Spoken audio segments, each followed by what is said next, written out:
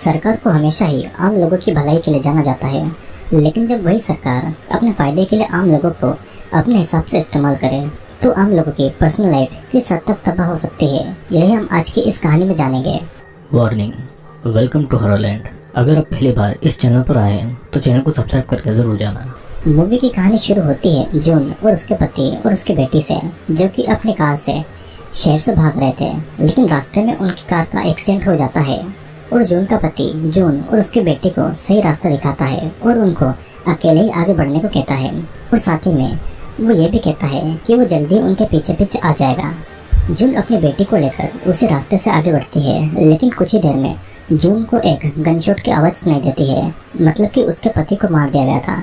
और जून अपनी बेटी के साथ में जंगल में एक जगह पर छुप जाती है, लेकिन वहाँ की आर्मी आकर जून से उसकी बेटी को छीन कर ले जाती है और जून को भी बेहोश करके कहीं दूसरी जगह पर ले जाया जाता है।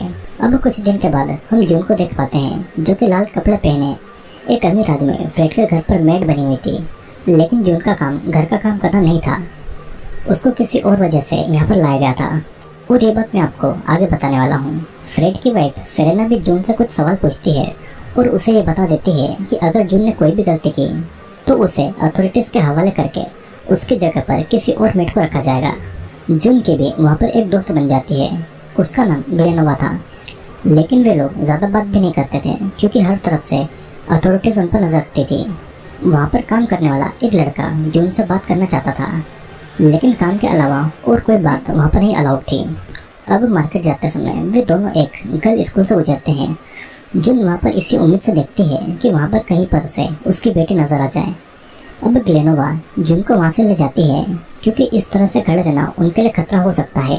वे घर लौट रहे थे और वे दोनों एक ऐसे रास्ते से जाते हैं जहाँ पर सरकार के खिलाफ बोलने वाले लोगों को सजा दी जाती थी। वहाँ पर वे दोनों देखते हैं कि एक डॉक्टर जो कि प्रेग्नेंट वुमन की मदद करता था, एक प्रीस्ट और रिलीजन पर बिलीव नहीं रखने वाले आदमी को सड़क पर ही फांसी पर लटकाया गया था और उनकी डेड बॉडीज सड़क पर ही सड़ चुकी थी। कुछ समय के बाद में जून को मेड्स के इंस्टीट्यूशन ले जाया जाता है, जहाँ पर मेड्स को सरकार के हिसाब से ढाला जाता है और देश में केमिकल चेंजेस की वजह से वहाँ की वुमेन्स एक या दो ही बेबी पैदा कर सकती थी।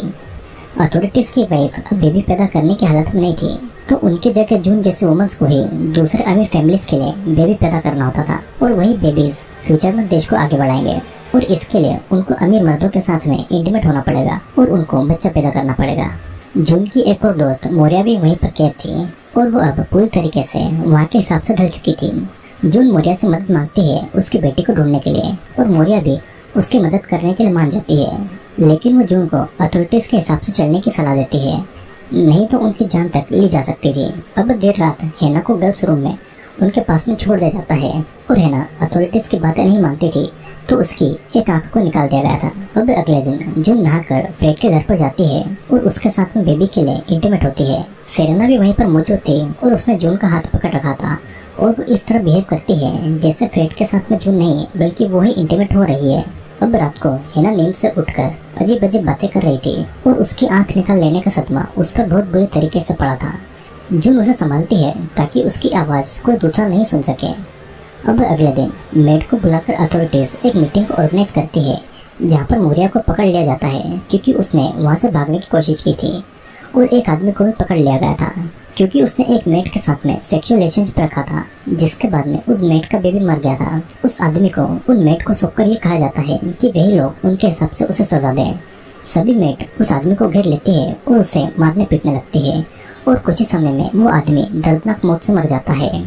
सीन कट होता है और यहाँ पर मार्केट जाते समय जून और ग्लेनोवा अपनी अपनी फैमिलीज के बारे में छुप छुप कर बातें कर रही थी।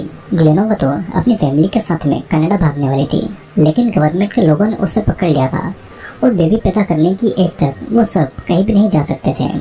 और फिर जून को सावधान रहने के लिए बोलकर ग्लेनोवा वहाँ से निकल जाती है। धीरे धीरे देश के मंदिरों को भी तोड़ा जा रहा था और आम आदमी को मारा पीटा जा रहा था। एक आदमी जून को आकर खबर देता है कि फ्रेड उससे मिलना चाहता है और साथ ही में वो जून को ग्लेनोवा से दूर रहने को कहता है क्योंकि ग्लेनोवा की वजह से वो भी फंस सकती थी। सभी मेड को एक अमीर आदमी के घर में ले जाया जाता है, जहाँ पर हेना एक बेबी को जन्म देने वाली थी और जून को अपनी प्रेगनेंसी का टाइम याद आता है जहाँ पर उसका हस्बैंड उसे टाइम पर हॉस्पिटल तक ले गया था और जून का ही एक ऐसा बेबी था जो कि हॉस्पिटल में अकेला जिंदा डिलीवर हो पाया था। इधर डिलीवरी के लिए सभी हेना की मदद कर रहे थे और उसी दौरान जून ग्लेनोवा को बता देती है कि फ्रेड ने उसे अकेले मिलने बुलाया है और ग्लेनोवा उसे सावधान रहने को भी कह देती है।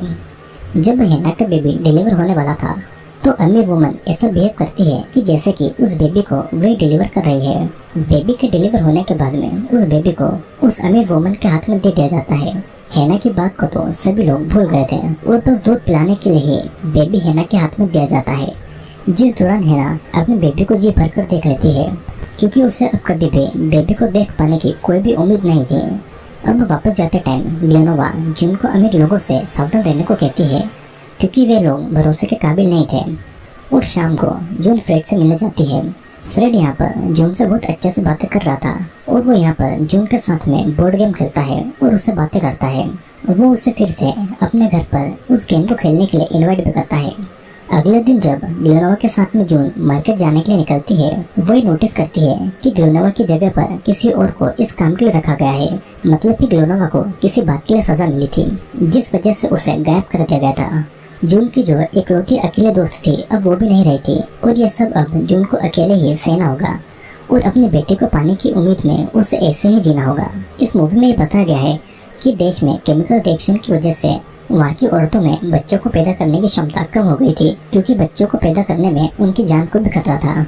तो सरकार ने इसीलिए आम जनता की फैमिली को तबाह करके उन लोगों को अमीर लोगों के हवाले कर दिया जाता है ताकि वे उनके लिए बेबी पैदा करें। अमीर औरतें ऐसा बिहेव करती थी कि जैसे कि बेबी वही पैदा कर रही है और इस तरह वो माँ बनने की फीलिंग लेती थी, लेकिन जो असल में माँ थी उनका बेबी पर कोई भी हक नहीं था और माँ होकर भी वो माँ नहीं होती है। बच्चा पैदा करने के बाद और कोई गलती करने के बाद उन औरतों को गायब कर दिया जाता था, जैसे कि हेना और मौर्य को किया गया था।